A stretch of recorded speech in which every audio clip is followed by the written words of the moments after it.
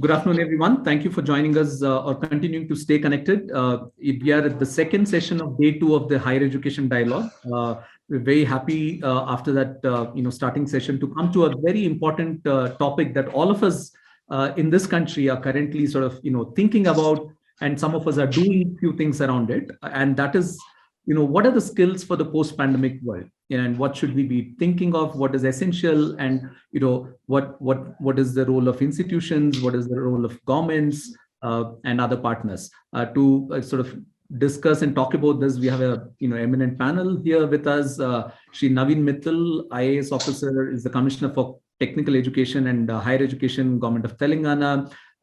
We have Shri Vedmani Tiwari, who is the Chief Operating Officer and the officiating Chief Executive Officer of the National Skills Development Corporation. Indeed, NSDC has a very important role to play in this space. And we have Mohan Karangal from the Eruditus, who's the Chief Executive Officer of India and Asia Pacific. And Mohan is in fact a partner, and his organization working with ISB. Moderating this session is Professor Deepa Mani, who is the Deputy Dean at the Indian School of Business and Professor of Information Systems in a current role as Deputy Dean for Executive Education and Digital Learning. Deepa is involved in sort of taking ISB into a new area, which is in skills education. And with those few words of a quick introduction, I now hand it over to Deepa. Over to you, Deepa. Thank you, Guru, and a very warm welcome to all my panelists.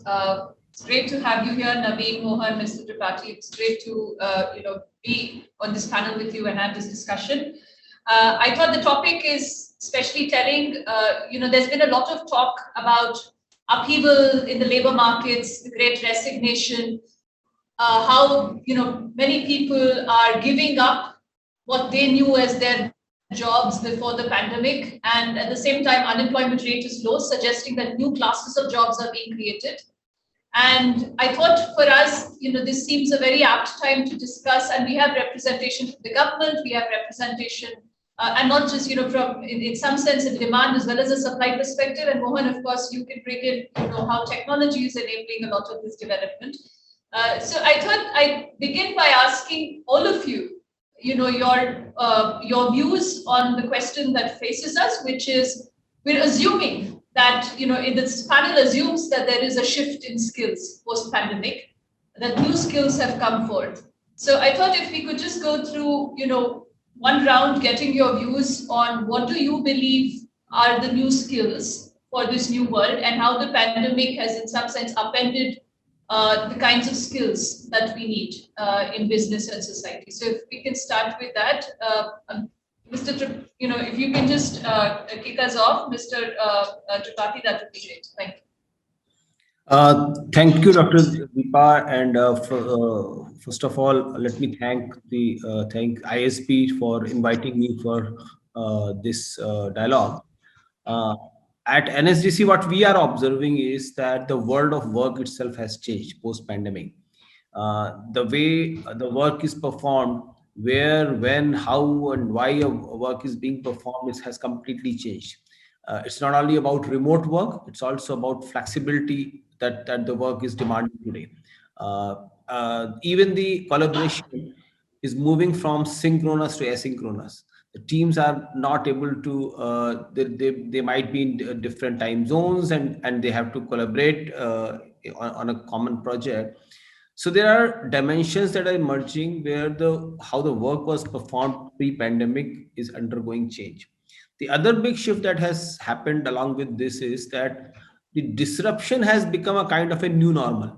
Now everybody is probably realizing that the pandemic will start talking more about endemic, and it will happen in some part of the world or the other. So it appears that for a substantially longer period of time, we will have disruptions at workplaces. And those disruptions would mean that the work will have more discontinuities. The work will have more discontinuities, and how teams collaborate on this. The other area that we are seeing a big shift is how technology is impacting. So the other thing that we are observing is that the automation of work is happening at a rapid pace, and digital has penetrated almost all interactions, be those interaction between the seller of the good and the buyer of the good, or be those interactions among the producers and the suppliers, the supply chain management. So digital is also playing an important role. The automation is changing the way the work is being performed, and in that context, the whole lot of new software skills have become extremely important. And that's where we believe that while the world of work is changing, the world of education also needs to adapt to this. And that means that the education system probably has not adopted so rapidly as the world of work has adopted. The way the education is structured, how do we bring in more critical thinking into the education process? Because earlier, when teams were together, they were able to collaborate on a project in one much more efficient way, and the output that they used to produce was different. But today, when they are there's no physical proximity, the critical thinking and how do you contribute to your teams is becomes important. Also, how do you collaborate in a non-proximity sense? That is the whole emotional aspect, the resilience. These are the things that are becoming critical from the education perspective. That how do we prepare our undergrads so that they can participate in this? What is happening is that some good things have happened on the policy front. The new education policy is trying to integrate work more with the education, which was not attempted earlier. So apprenticeship embedded degree programs are coming. These are great opportunities, and I believe that we have to push for online apprenticeships and internships so that the greater integration of world of work and world of education can happen, and they will prepare their students for new. Very good afternoon to all of you. I think the topic which we are discussing is a very pertinent topic because we are going through this midst of pandemic. In fact, third wave is currently on in India and some parts of the world. Fourth wave is also going on. And I think it's a good time to ask as to what are the skills which are required in the post-pandemic world. And to that effect, I would say that we were actually moving into a direction which pandemic has actually accelerated. We were already moving into the digitization age at a very fast pace, and even remote working to some extent. But what pandemic has done is catalyze the whole process and deeply accelerated this change, which was already underway. In some ways, in fact, some analysts would say that probably similar change would have taken probably a decade to come, but we have now seen it happening within a period of 2 years. And that is the reason why we are getting stunned by this huge shift which is happening. But I think the fundamentals remain the same, that the skills which are required are fundamentally the skills which we were actually calling the 21st century skills as we were moving forward into this whole digitization process currently underway globally. And I think we can categorize them into maybe 4 parts. One is the life skills, which are basically about team work, which are about initiatives, which are about personal management, which is about commitment to work, integrity. So those are the kind of things which I think fundamentally remain constant. The second one is I would say digitization skills, or the new age literacy skills as we call them, which is maybe a couple of years back one could get away with maybe senior management not knowing how to do some of the basic tasks on the machine in front of them. But today that is not possible. So I think pandemic in that way has accelerated that need for the basic digital skills, or the basic digital literacy, which you can call it information literacy or computer literacy or media literacy. In that way, this is something which is greatly enhanced. Number three is, of course, to do any to manage any sector, you need the basic technical skills in that sector. No? For example, one is in the medical field. You have to have the basic medical knowledge. You're working in, let's say, computer programming. You have to have understanding of the fundamentals of that field. So those are of course were needed and are going to be needed in the post-pandemic world. And I think what has now got further enhanced is also, as we call them, the learning skills, no, or the new age skills, as we call them. That is collaboration through the new media platforms. Number two is innovation and creativity. Mr. Vedmani Tiwari talked about critical thinking and problem solving is another one. And I think communication in many ways. So as we call them, 4 C's of the 21st century learning skills. That has now become very, very, I would say, fundamental as we move forward. And I think it's this entire bouquet of things which we are not talking about. You can't simply segregate one of them that no, okay, this is something which is probably more fundamental than the other, or this is something which one can do with it. I think one has to look at it as a comprehensive package as we move forward. Thank you very much, Naveen, for that. I did get, with Mr. Tiwari, I'm sorry, I missed some part of the middle of what he said, but I think, I hear you when you say digital literacy, behavioral skills, creativity, innovation, a bunch of these that have come forth as new needs for the new world. Mohan, I wanted to also, it's not just about new skills, but also new ways of learning these skills, to which I think you can speak to very well, right? Which is, there's been, we did this exercise on suitability to automation of different sectors. And before the pandemic, education and healthcare were largely untouched, right? A lot of people in this said, the uptake is there, but it's not quite there. But we've seen fundamental shifts in consumer behavior in education and a lot more consumption of online content, use of online channels, learn anytime, anywhere, self-paced, a bunch of that. So can you also talk about, and you're witnessing these behaviors obviously on ground in your capacity. So can you talk a little bit about that? While you also talk about, what you're seeing on your platforms, what are people consuming, what are the new demand trajectories that you're seeing? If you could talk to both of those, Mohan. Sure. Thanks, Deepa. While you were resolving the tech issue, I just pointed the question to Naveen. So, yeah. So, thank you. Yeah, I would start with a little bit of a story and also what's happening. So, in one of our recent marketing discussions within the company, somebody said we should advertise with Dude Perfect. Okay, so now the moment people say things like that, obviously for me, I never heard of what that is or who that is or so on. And then it turns out this Dude Perfect is what is called a YouTube influencer and one of the largest in a specific space.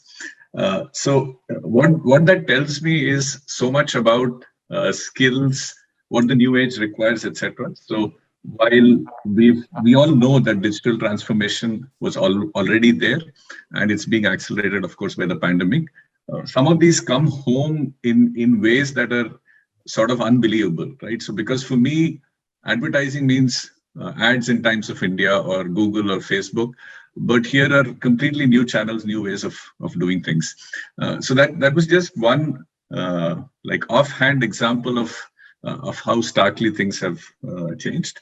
More specifically within our platforms, what we're experiencing is very clearly 2 things. One, about a few years ago, there would be this conversation saying, is online education as good as classroom education? And that consumed a lot of debate, both from the policy standpoint and also from the student standpoint. So when we speak to a potential student, they would say, hey, is it online? I'm not sure, etc. Today, the shift we see is nobody asks that question, at least from the student side. On the policy side, there's still some way to go. But on the student side, people almost never ask us, is this online or is this classroom? It is assumed it is online. There might be some classroom elements, but it is assumed to be online. So I see a clear shift from at least the professional education segment towards online. In terms of skills, the skills are, of course, whatever you would have seen in the media. We see a lot of interest in data science, in product management, in digital marketing, in digital transformation, all these new age topics. Having said that, there's also significant surge in what could loosely be called pre-pandemic skills too. So that would include finance, management, leadership, all of that. There is a surge in interest. So that's what we are experiencing. Stay with you for the next question, and then I'm going to take this in the other order because I'm going to take off where you left, which is, you and me having this conversation is very unique. I'm an incumbent, a university, and you are a tech platform that's going to disrupt us, or so it seems. So if I ask you, then what is it? So what's the role for universities, right? So if I have, when you say that a lot of learning moves online, which it does, people are getting comfortable, there's also a degree of commoditization of classroom learning that starts to happen, Mohan. So, if that commoditization is happening, which it does, right? So it's happened for decades. We see this in every industry.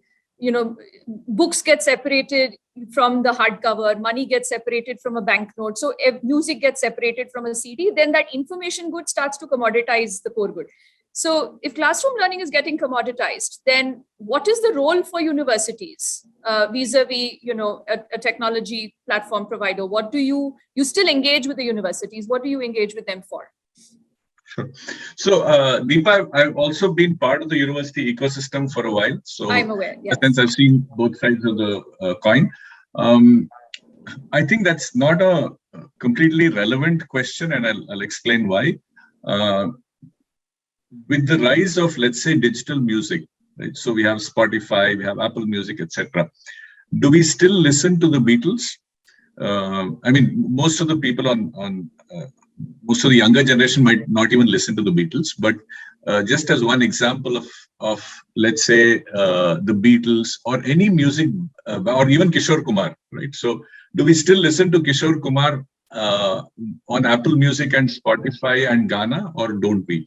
So my point is the quality, the high quality IP content, etc., we deeply believe is still being produced in universities.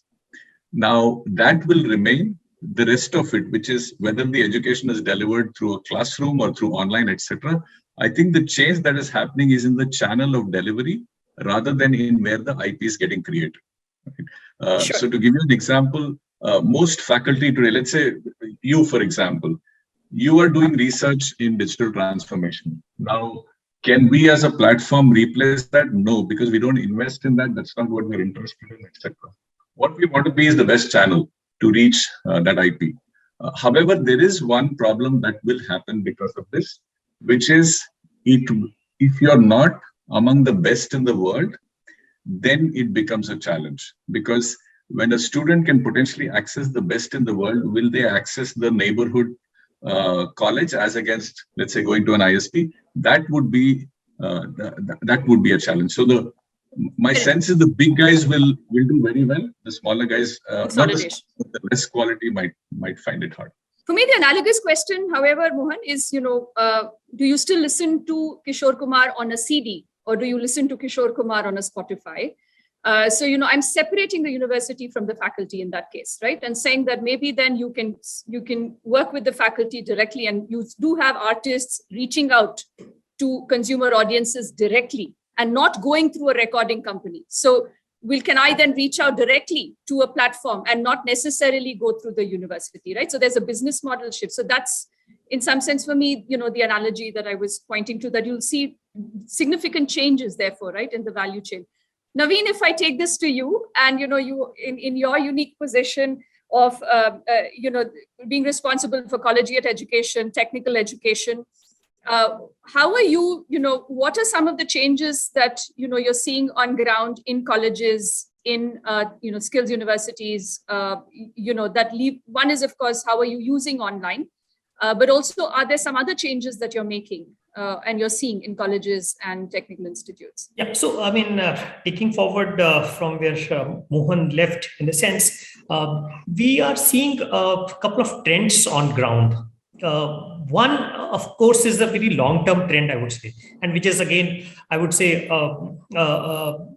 corollary of what you asked, in the sense, our university is going to be important. So the long-term trend which is happening is that degrees in many ways are becoming irrelevant. Great point. In longer term sense. No, we already seen it happening in some sectors. For example, let's say an MBA degree. Maybe a couple of decades back, an MBA degree was sine qua non for going up the corporate ladder on the management side. Ask this question today. I mean, how many companies insist on having an MBA degree to rise up that ladder? I mean, so in that sense, that is one example of that. And a similar trend is also happening if you see, from the new age companies, for example, Tesla or SpaceX. I'm told that when you apply to SpaceX or Tesla, company doesn't ask you what degree you have done. What they ask you is what are your skills. So in that way, going forward in a longer term sense, skills are becoming more important than the degrees which one possesses. So that's the longer term trend. Second, what we are seeing is universities do have advantages in many fundamental ways. One, of course, is in terms of aggregation of good content. If you have to, let's say, join online, where is this content getting aggregated and who is doing this work for you? You can try going on, let's say, a YouTube, which has billions of videos which are available. Which is the video which you want to watch? So universities, I think, are providing this service of now aggregating this content, similar to what they were doing, let's say, a few decades back or a couple of centuries back, in terms of aggregating books or aggregating notes in terms of what to teach the students. So I think that is the second thing which is happening. The third one is today, if we look at online education and physical education, I think what we need is probably a blend of the two, because there are some fundamental advantages in online education and fundamental advantages in physical education. Online, it can be at your own pace, what you want to study, when you want to study, how fast you want to study, where you want to study. So that is definitely a big advantage for online education. But there are also some inherent advantages of physical education. The learning is not just one-way process, from teacher to student. The teacher also learns from the students as to what their needs are. And then there's also a lot of peer-to-peer learning which is happening. Skills which we talked about in the first question, teamwork, collaboration. Those are the skills, I think, which still come the best in a physical environment. So from that point of view, I don't think you can actually wish away physical education quickly. But I think moving forward, we need to create a model in the medium to short run. Is that how do you blend the two in the best possible way? How do you ensure that the best of online education and best of the physical education come together, which is the best of the both worlds? And I think the answer to that lies in the sense that right now, classroom teaching is too much about information provision, providing information. The teacher is providing information, let's say, showing a PPT or on the board. And I'm talking of an average classroom in an average institution. I think that information can easily be made on a digital platform at the convenience of the student at the time that student wants to watch. And I think classroom time can be more spent on more of analysis, discussion, which is how learning actually takes place.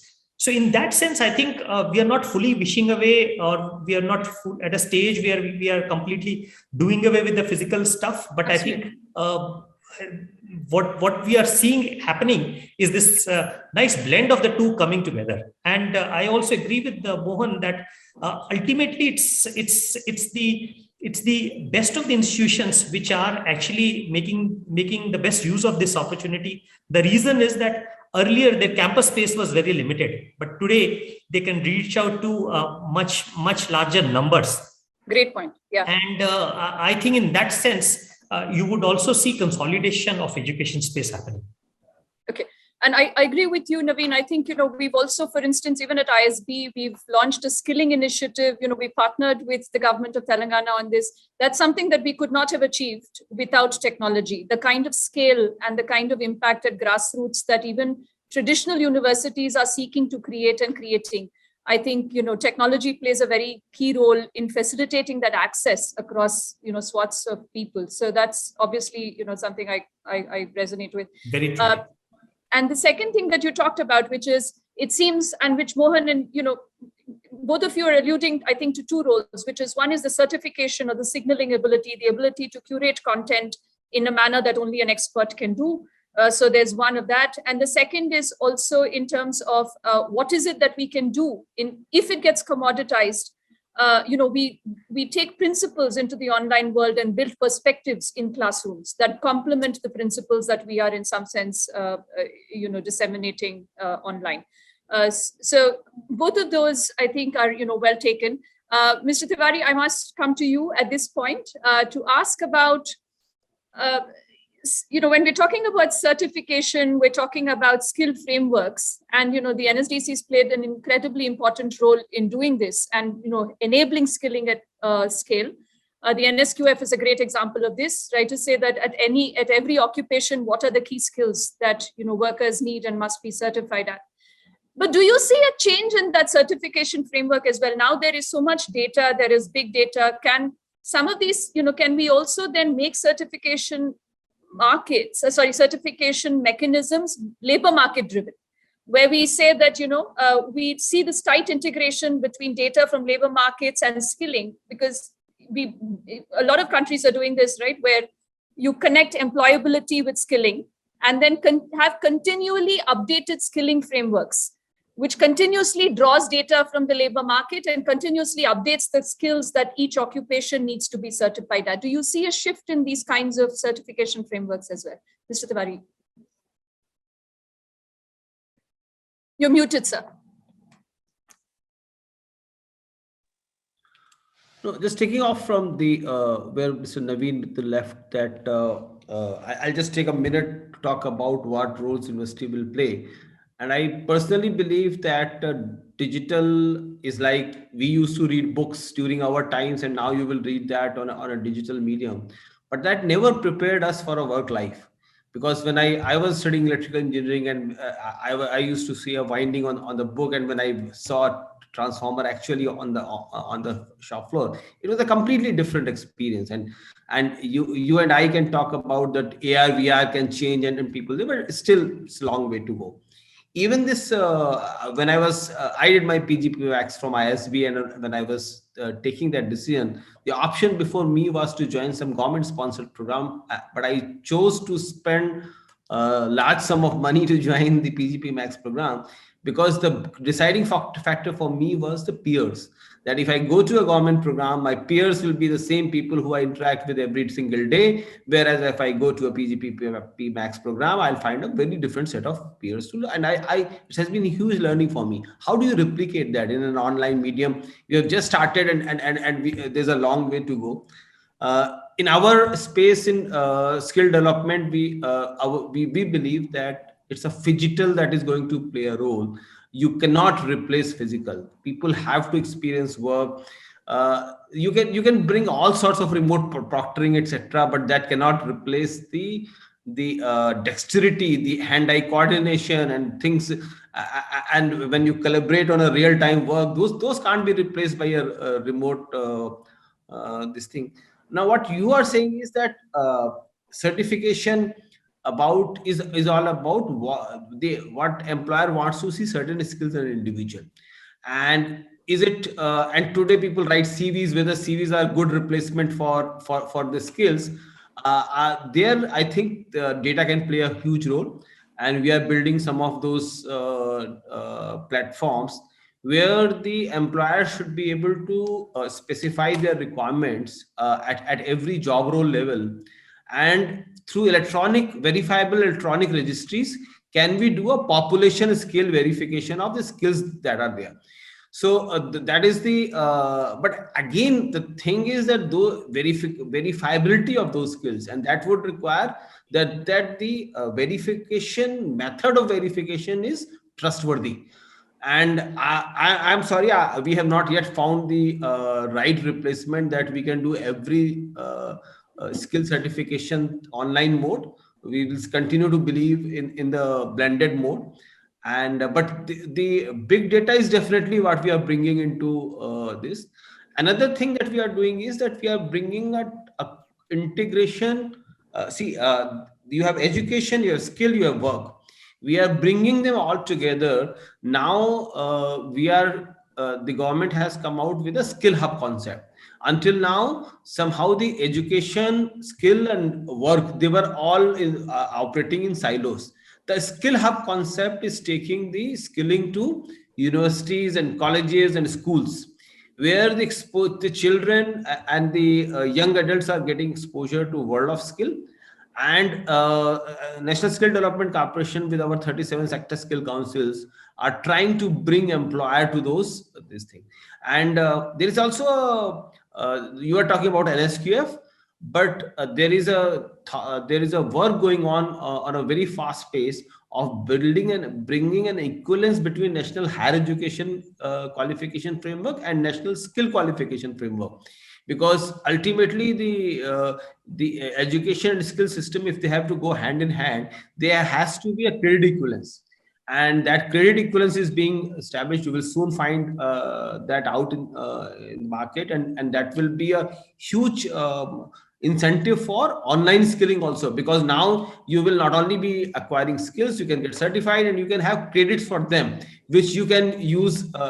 So that means that acquisition of a degree becomes flexible, and you can even choose online methods to acquire credits, which you can accumulate to get a degree.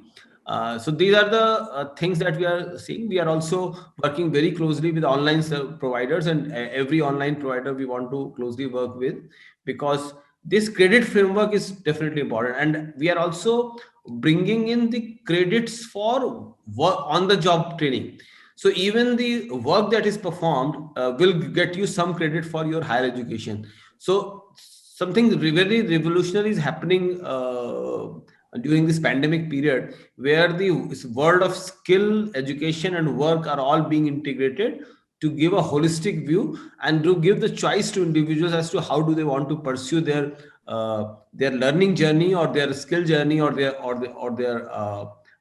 professional excellence journey. Sure. Thank you, Mr. Tiwari. I'll come back to you, with more questions on that. Naveen, I wanted to move, from there. We've talked about a lot of new skills, right? You yourself talked about very salient skills for the workforce of the future: digital, creativity, innovation, behavioral skills, a bunch of new things that, individuals need to invest in. If you look at the employment data, the labor market data, it seems that there is a whole new class of jobs that has emerged, especially in certain sectors like, tech, healthcare, and also some of the frontline sectors which didn't exist before. And people need to be reskilled for this, right? So there needs to be a lot of reskilling, because that's where a lot of the growth is happening. Now, who invests in this reskilling? The organization, the individual, the government? What are some of the efforts the governments are taking, must take in this direction of reskilling and upskilling, given the scale of change that we're seeing in labor markets?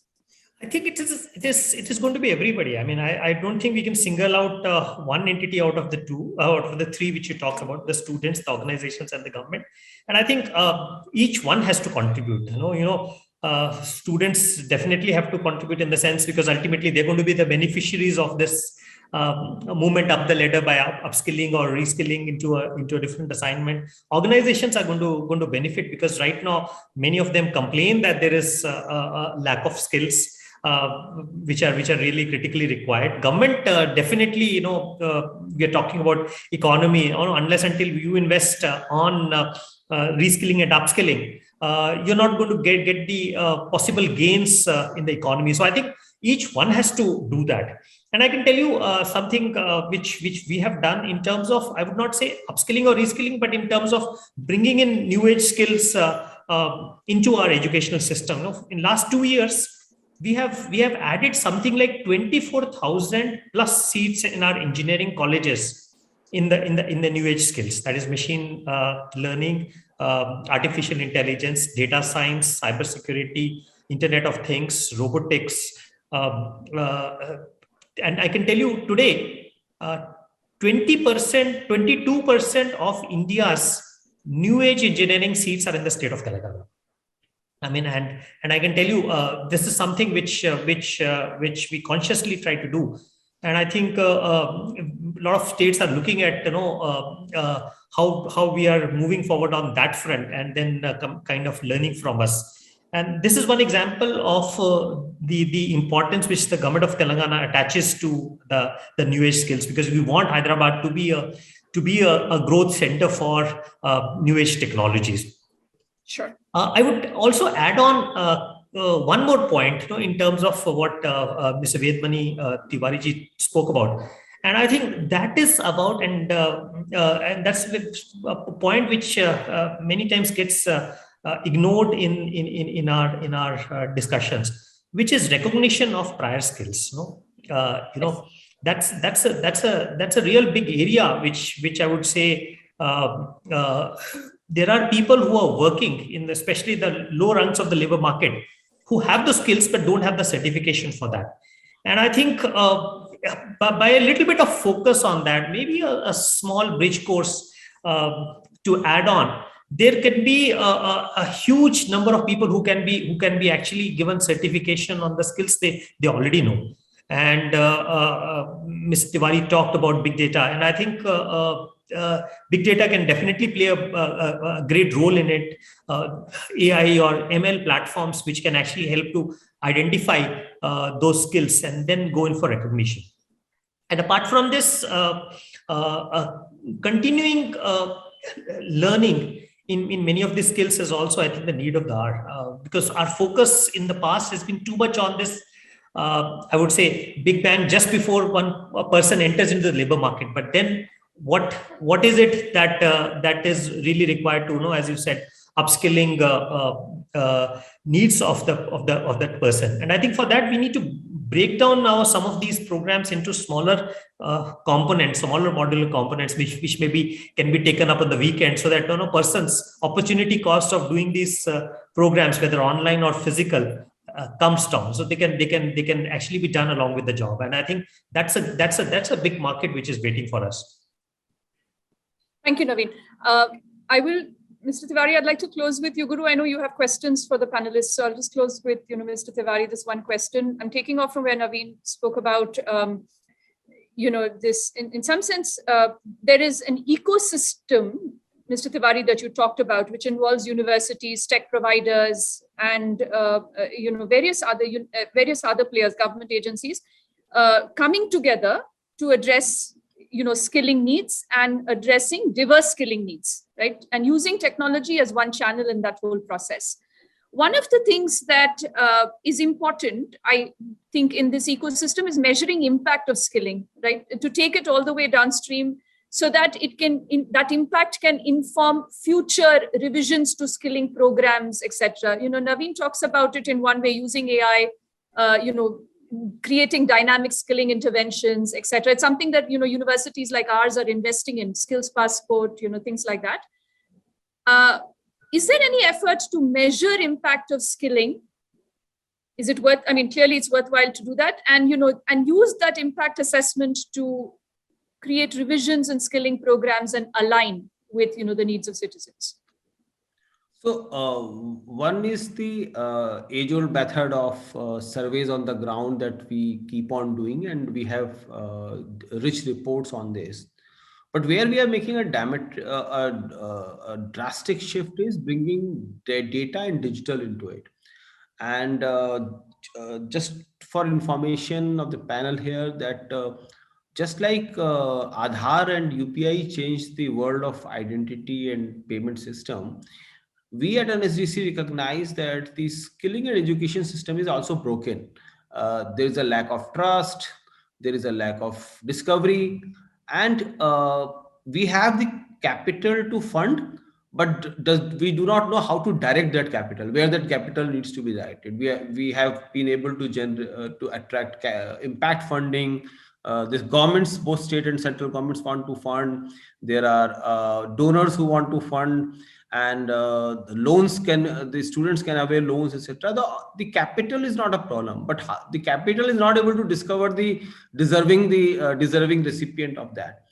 So we are working on a digital ecosystem, the word that you used. We are working on an ecosystem where we are using some of the protocols that Aadhaar, the entire India stack, for building a trust architecture, whether these are the skill institutions or the skilled professionals, the registry of that.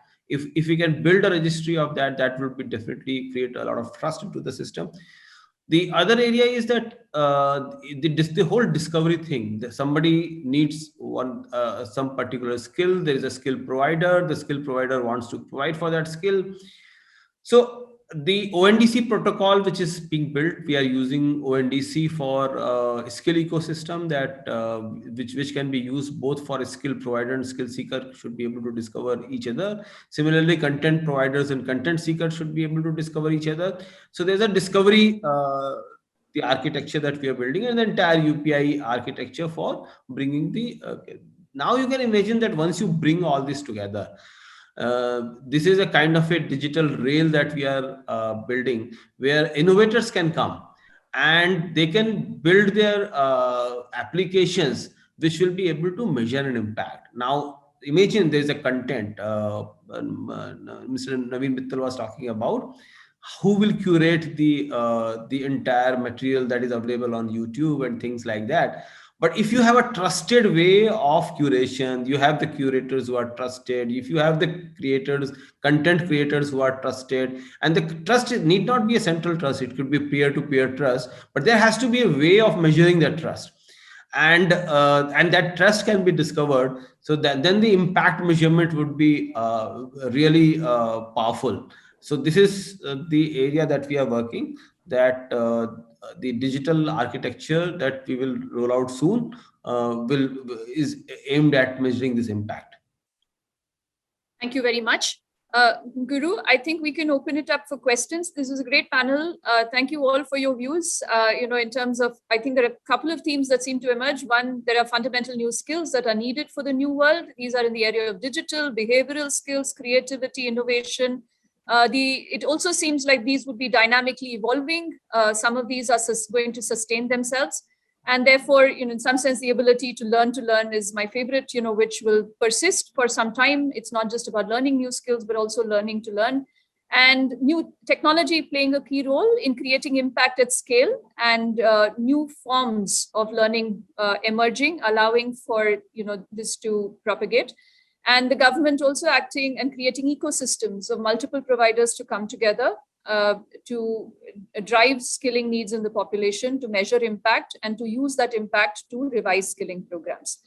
We thank you very much for that discussion. Guru, you moderate questions, I'm assuming. Thank you, Deepa, and thank you everyone for sharing your insights today. I have a few questions from the audience, but before that, I just wanted to sort of take off from where Mr. Tiwari spoke about the Skills Hub. You made a mention of the Skills Hub initiative within the government. It's just a matter of coincidence that our initiative at ISB is actually is actually named the ISB Skills Hub. In some sense, you are an alumnus of ISB at the NSDC, at the helm of NSDC. We haven't spoken to each other prior to this, but in some sense, there is a lot of connect to what you're trying to do within the government of India and what we are trying to contribute, of course, with, able partnership from, leaders like Mr. Naveen Mittal and Mohan and others. So I just wanted to mention that, and maybe we'll take this conversation on many things that you spoke about the trust architecture and so many other things about measurement of impact and other things is an incredibly sort of, potent opportunity for faculty at ISB to contribute to the wonderful work that is being done, both at the union level as well as at the state level. With Mr. Mittal, we obviously are in touch, so we'll sort of, I just wanted to mention that here. Few questions. One of the questions that's there, and I think this is a question common to everyone, and then there are a couple of questions more for Mr. Mittal that I'll come back, and for Mr. Tiwari as well. One question is, and I've taken this from 2-3 people together, is that the pandemic has disrupted and sort of, created a wider digital gap amongst vast sections of the population that we all know about it. It's particularly true more for the rural population as well, simply because of access to digital sort of, means and so on. What are some of the thoughts of the panel on this? And I think maybe this is also about, in our various skilling initiatives, is there a focus on rural population as well, right? I know, Deepa, you can also perhaps talk about the CSE thing later, but this is a question open to the others on the panel first, and then we'll go from maybe Mr. Tiwari, we can start with you and then go to the others. So I think during this pandemic period, all skill centers got closed, and that made us think a lot that how do we cope up with this situation. And that is why our focus has majorly been on the rural areas, because the pandemic impacted those people most. And that's why there were many reverse migration issues, and we were dealing with those matters. So all our now training centers, we are insisting on digital delivery, and we have done the POCs of the digital delivery of classes. They will be rolled out. Obviously, the governments are a little bit slow to give recognition to, but the infrastructure has been prepared where the class delivery can happen from a central location. Even the assessment, also the remotely proctored assessment, has also been tested. And this is the area, because that was very important. Otherwise, the certification, Naveen talked about the certification, which is being very important for rural population, because this is the only asset that they build throughout during their life. So that's why the trust factor of certification is important. So even the remote proctored assessment has also been tested. We have not been able to roll out at a population scale, because many a times it happens that the people lack devices. That the access to devices is not there. We encounter this even when we want to do a registration. We want to get the mobile phone of the children, but we find that there is a resistance that they are using their parents' mobile phone and things like that. So I think the device is coming as a barrier for this, but otherwise infrastructure, content, all the other things are ready. Many political parties are now in their manifesto announcing that they will be giving free mobile phones to the children in coming elections. So I hope this device divide will get bridged. But that is the only factor that I see today, that how do we ensure that every child has a device. Thank you. Mr. Mittal, you want to comment about what state governments are doing towards this? Guru, moving forward, I think device for every child has to be our, I would say, national goal. I mean, I don't think we can move into the direction which we want to move into unless until we are able to provide a device for every child. I mean, any talk of digitization, any talk of remote learning, online learning becomes meaningless unless until a student has access to that. So I think that has to become our national goal. And for that, both the central and the state governments have to get together, because this is a task which can't be done by just the state governments or just by the central government alone. I think they have to get together. Maybe we need to look at a centrally sponsored scheme, jointly funded. Let's say, generally CSS schemes are 60-40 funded, central and state. They've come together to move into this direction. And it has to become, I would say, a mission mode for us to break this digital divide. Of course, I agree with Mr. Tiwari. The infrastructure on the institutional side, I think, is available. I mean, we have seen this during the pandemic. Most of our teachers are able to take online classes. and platforms have also come, I would say, which meet the needs of both online learning as well as assessments also. But what is, I think, missing is the student aid, and that has to be bridged. Thank you. Mohan, your thoughts? Guru, I just add to that. I think so. Tactically, I think many companies, individuals, etc., have been contributing to other means, donations, etc. But I would agree with both Naveen and Mr. Tiwari that this is a government-led initiative. It has to be done at scale. One interesting way I would look at it is, just as the government now is saying electricity for everybody, water for everybody, LPG for everybody, toilets for everybody, I think this is just another basic thing and has to be done by the government. Private initiatives, I mean, we've done things, etc., but we look at ourselves and say it's like not even a drop in an ocean, right? It's less than that. So we can't do it. The government can do this. Thank you. I think a national mission, or sort of everybody across the political spectrum adopting it as one of those fundamental rights, so to speak, is probably what is going to accelerate this process. Deepa, you want to talk about the initiative that you have led with CSC? I think there are two things, Guru. So one is, so I had the fortune of also being part of the Digital Education Committee for the government of Telangana. And, Naveen's point is extremely important, which is, even there is physical infrastructure access that we talk about, but the social infrastructure also has to, align with that physical infrastructure. So, for instance, educating teachers on how to teach through technology, do you learn through technology well? So those are also important elements that, we need to take into consideration. And I think it's important because if there's a lot of heterogeneity across states in their ability to do this, this leads to, in some sense, a competitive advantage of states. So there's that needs to be kept in mind. To your point on CSC, I think, to Guru's point, we led this, we worked with the CSC centers to launch two programs, which is entrepreneurial literacy and digital literacy. And the appetite was incredible, right? So we had so many of the rural entrepreneurs who would come to the CSCs, consume this content. We did about 40 hours of content, and we saw huge impact in terms of registering as entrepreneurs, as well as skills in terms of financial and marketing skills, etc. Also seeing a significant uptick. So I think, given that the appetite is there, initiatives like the CSC and CSC Academy, I think, are welcome, right? Where you can, in some sense, disseminate these kinds of content at scale. Thank you, Deepa.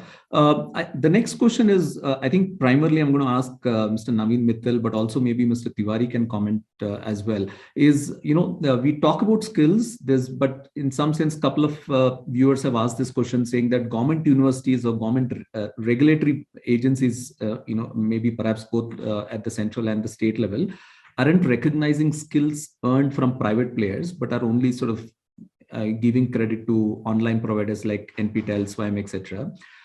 What's the way forward on this? So, Guru, that's a very relevant question. But what I can say is that in last 4 or 5 years, I think we have come a long way. I mean, look at a situation when, maybe till about 2016, 17, there was absolutely no recognition of online education. Then it went to 20% of your credits you can do online on a SWAYAM platform. And during the pandemic, it has moved up to 40%. So today, a student in any university or a college can actually do 40% of their credits on the online SWAYAM platform. And that will be recognized by the university. So that's I would say a huge step forward. I don't think many countries in the world have it. Parallelly, we've also moved into a direction that today online degrees are recognized on par with regular degrees.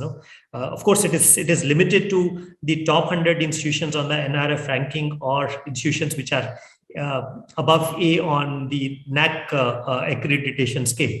But that's I would say a great step forward.